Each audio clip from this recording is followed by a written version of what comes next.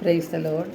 സ്നേഹമുള്ളവരെ, റോമ 8:32 തിരുവചനമാണ് ഇന്ന് നാം വിചിന്തനത്തിനായി എടുത്തിരിക്കുന്നത്. വിശുദ്ധ പൗലോസ്ലീഹ നമ്മോട് ചോദിക്കുകയാണ്, സ്വപുത്രനെ പോലും ഒഴിവാക്കാതെ നമുക്കെല്ലാവർക്കും വേണ്ടി അവനെ ഏൽപ്പിച്ചു തന്നവൻ അവനോടുകൂടെ സമസ്തവും നമുക്ക് ദാനമായി നൽകാതിരിക്കുമോ എന്ന്. ദൈവത്തിന് ഏറ്റവും വിലപ്പെട്ട, ഏറ്റവും പ്രിയപ്പെട്ട തൻ്റെ ഏകജാതനായ യേശുവിനെ നമുക്കെല്ലാവർക്കുമായി നൽകി. നമുക്ക് ലഭിച്ച ഏറ്റവും വലിയ സമ്മാനമാണ് യേശുനാഥൻ. ദൈവത്തിന് നാം ഓരോരുത്തരും വിലപ്പെട്ടവരായതുകൊണ്ടാണ് നമ്മെ രക്ഷിക്കുവാനായി ദൈവം തൻ്റെ പുത്രനെ ഈ ലോകത്തിലേക്ക് അയച്ചത്. നമ്മുടെ ആത്മരക്ഷയ്ക്കായി പീഡാസഹനത്തിനും കുരിശുമരണത്തിനും യേശുവിനെ വിട്ടുതന്നു. മകനെ നമുക്ക് നൽകിയ പിതാവിന് നാം നന്ദി പറയേണ്ടവരാണ്. യോഹന്നാൻ 3:16 തിരുവചനം ഇപ്രകാരമാണ് പറയുന്നത്, അവനിൽ വിശ്വസിക്കുന്ന ഏവനും നശിച്ചു പോകാതെ നിത്യജീവൻ പ്രാപിക്കുന്നതിന് വേണ്ടി തൻ്റെ ഏകജാതനെ നൽകാൻ തക്കവിധം ദൈവം ലോകത്തെ അത്രമാത്രം സ്നേഹിച്ചു.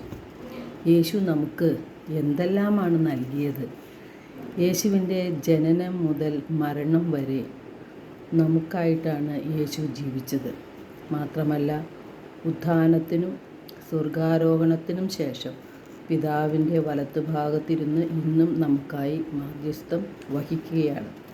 നമ്മുടെ പാപഭാരമെല്ലാം യേശു ഏറ്റെടുത്ത് നമുക്കായി യേശു പീഡകൾ സഹിച്ച് ജീവൻ ബലിയർപ്പിച്ചു. നമ്മുടെ പാപക്കറകൾ യേശുവിൻ്റെ തിരുരക്തത്താൽ കഴുകപ്പെടുകയാണ്. യേശുവിൻ്റെ തിരുരക്തത്താൽ വിലയ്ക്ക് വാങ്ങപ്പെട്ടവരാണ് നാം ഓരോരുത്തരും. യേശുവിൻ്റെ ശരീരവും രക്തവും നമുക്കായി പങ്കുവെച്ച് നൽകുന്ന പരിശുദ്ധ കുർബാന സ്ഥാപിച്ചു.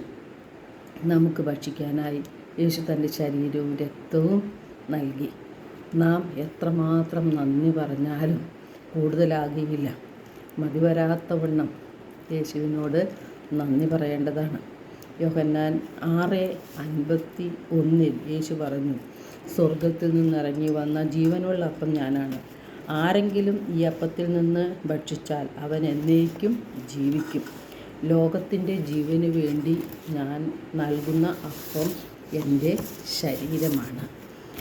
സ്വർഗത്തിൽ വസിച്ചിരുന്ന ദൈവപുത്രനായ യേശുവിൻ്റെ ജനനത്തെക്കുറിച്ചും ജീവിതത്തെക്കുറിച്ചും മരണത്തെക്കുറിച്ചും ഉത്ഥാനത്തെക്കുറിച്ചും സ്വർഗാരോഹണത്തെക്കുറിച്ചും അനേകം പ്രവചനങ്ങൾ ബൈബിളിൽ നാം കാണുന്നുണ്ട്.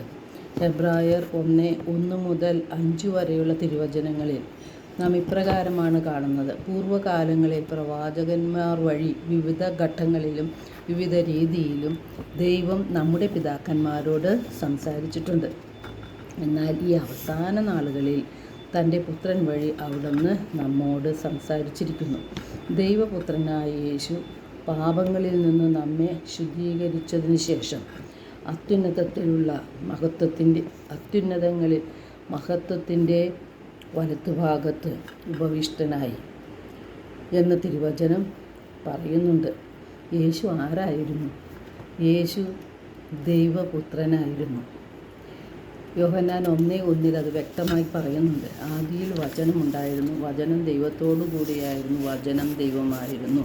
അപ്പോൾ സ്വർഗത്തിൽ വസിച്ചിരുന്ന ദൈവം മനുഷ്യനായി ഭൂമിയിൽ അവതരിച്ചു. വചനം മാംസം ധരിച്ചതാണ് യേശുക്രിസ്തു. നാം എല്ലാവരും ഭൗതികവും ആത്മീയവുമായ ആവശ്യങ്ങൾക്കായി ദൈവത്തോട് പ്രാർത്ഥിക്കുന്നവരാണ്. നമ്മുടെ ആവശ്യങ്ങളും ആഗ്രഹങ്ങളും ദൈവഹിതപ്രകാരമാണെങ്കിൽ അവയെല്ലാം ദൈവം നമുക്ക് നൽകുക തന്നെ ചെയ്യും. കാരണം സ്വപുത്രനെ പോലും നമുക്കായി നൽകിയ ദൈവം നമുക്കാവശ്യമുള്ളതെല്ലാം തരും. അത് നാം വിശ്വസിക്കണം.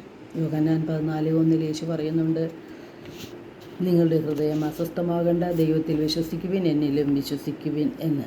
നാം ദൈവത്തിലും ദൈവപുത്രനായ യേശുവിലും വിശ്വസിക്കുകയാണ് ചെയ്യേണ്ടത്. ഫിലിപ്പി 4:19 വിശുദ്ധ പൗലോസ്ലീഹ പറയുന്നു, എൻ്റെ ദൈവം തൻ്റെ മഹത്വത്തിൻ്റെ സമ്പന്നതയിൽ നിന്ന് യേശുക്രിസ്തു വഴി നിങ്ങൾക്ക് ആവശ്യമുള്ളതെല്ലാം നൽകും.